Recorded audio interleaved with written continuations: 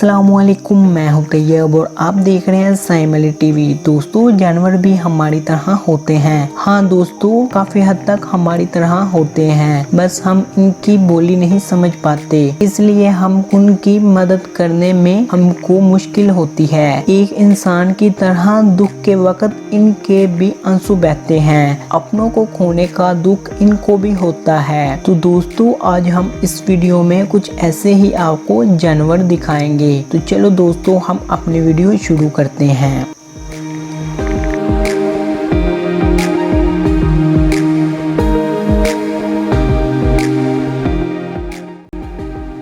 दोस्तों, पैलेट वे का दिमाग इंसानों से 2 गुना बड़ा होता है, लेकिन इंसान जितना तेज नहीं होता। लेकिन फिर भी ये जानवरों के बीच बहुत ही ज्यादा समझदार होते हैं और ये अपने फैमिली को अकेला नहीं छोड़ते, जिसका अंजाम कई बार बहुत बुरा भी होता है।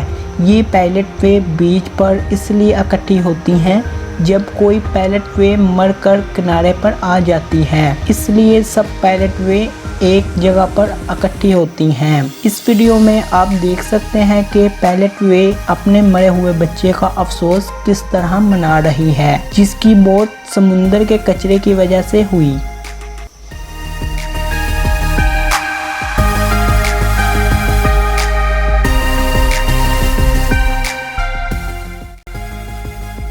हाथी।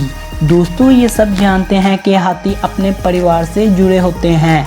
हाथी अपने साथियों को बीमारी के वक्त ही नहीं मदद करते, बल्कि हाथी के मरने के वक्त भी बहुत ज़्यादा अफसोस करते हैं। आप इस वीडियो में देख सकते हैं कि एक हाथी के मरने पर कैसे अफसोस मना रहे हैं। आमतौर पर किसी हाथी का मरा हुआ जिस्म देखकर और वो अपनी सूंड से छूते भी हैं और उस हाथी को पैरों पर खड़ा करने की कोशिश भी करते हैं। और जब इनको पता चलता है कि इसकी मौत हो चुकी है, और फिर वो अपनी सूंड से आवाज़ भी निकालते हैं, फूल पत्तियां भी फेंकते हैं और कई दिनों तक लाश के आसपास आते जाते रहते हैं।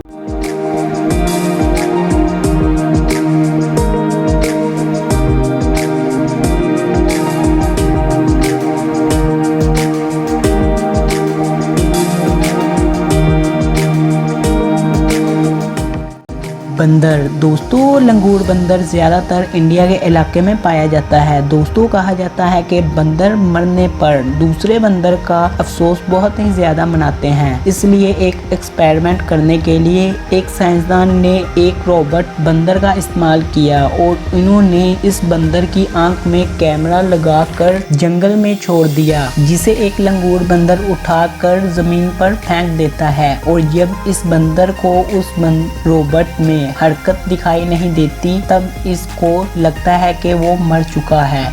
जिसके बाद ऐसा होता है कि इसका भी दिल सहम सा जाता है। फिर सब बंदर उस रोबोट को उठाकर रोने लगते हैं। सब बंदर जल्दी से इस रोबोट के पास इकट्ठे हो जाते हैं और बंदर बहुत ही ज्यादा अफसोस मनाते हैं।